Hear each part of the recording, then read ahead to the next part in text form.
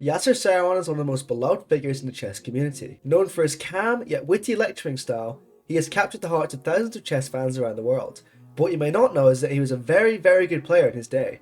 In fact, he even beat world champion Anatoly Karpov. In this game, he decided to open with knight to f3, Karpov wanted with knight to f6, was very trendy at the time, and Seirawan goes with his bread and butter, the English opening. Karpov decides to go with e6, he wants to go knight to c3, we see d4 by Karpov immediately striking back into the centre, claims some central space, of course, this c-pawn, does control that d5 square, but Seirawan is not interested in taking, he just wants to keep developing. Now he goes d4, and if the bishop were to come out now in a slightly different opening, this actually would be known as more the Rogozin defense, which is a slight move order difference, but actually ends up to being a completely different order, a completely different and more diverse opening than the Nimzo-Indian.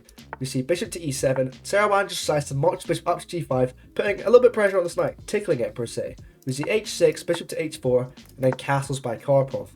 Seirawan decides to go rook to c1, just getting that rook onto a file that could be open shortly, especially if he says capture that d-pawn. Then we see b6, just preparing to get a light square bishop into the game. Seirawan decides to capture, now this rook is in fact fighting, and then knight takes d5, Karpov recaptures with a knight, which actually sets on a very long sequence of exchanges. So we see pieces are just flying off the board, and then we see g3 from Seirawan, of course, wanting to get his light square bishop in the game, and contend this h1 to a8 diagonal.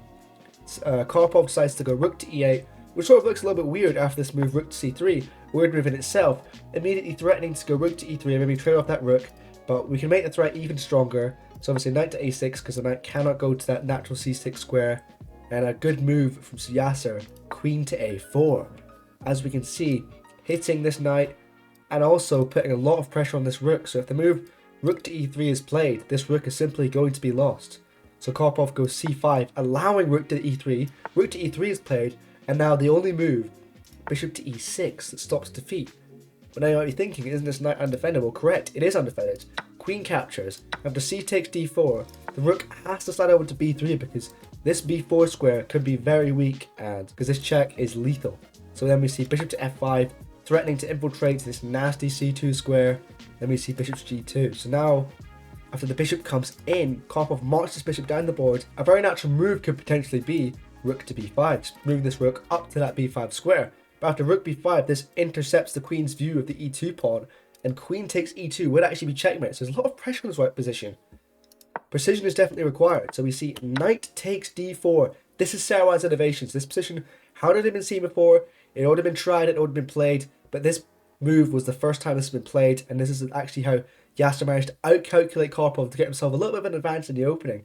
As you can see, he's up a piece, but after Karpov recaptures his rook, he's got two pieces for a rook, which is seen as a slight edge, as the two pieces can normally overpower the one rook. But we're going to have to see. So we see rook a to c8, Karpov developing quite normally, bishop to f3, just making sure that e2 pawn is completely defended and there's no checkmates coming soon. Rook to c2, infiltrating on that second rank, and then castles by Seirawan.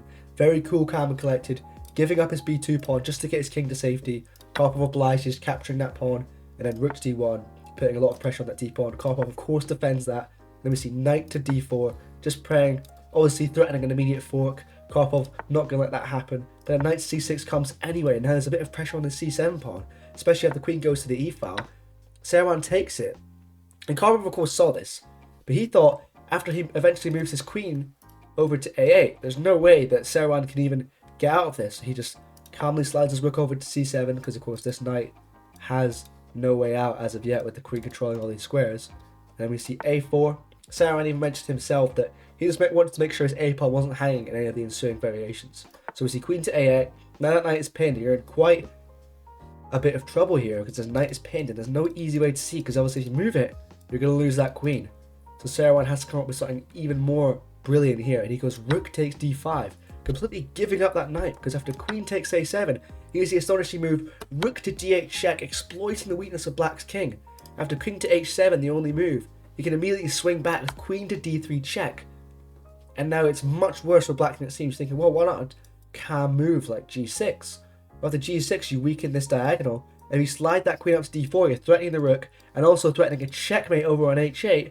So Karpov played the only move to prolong the game. He goes f5, the queen can capture that with check. After g6, Karpov resigned the game after one more move. Seirawan calmly placed his queen onto e6, and there's not a single thing that Karpov can even do to stop the ensuing checkmate on g8. So at this position, Karpov decided to resign the game, leading to Seirawan having a stunning victory over a world champion. Thank you for watching, and hopefully I'll see you guys in the next one.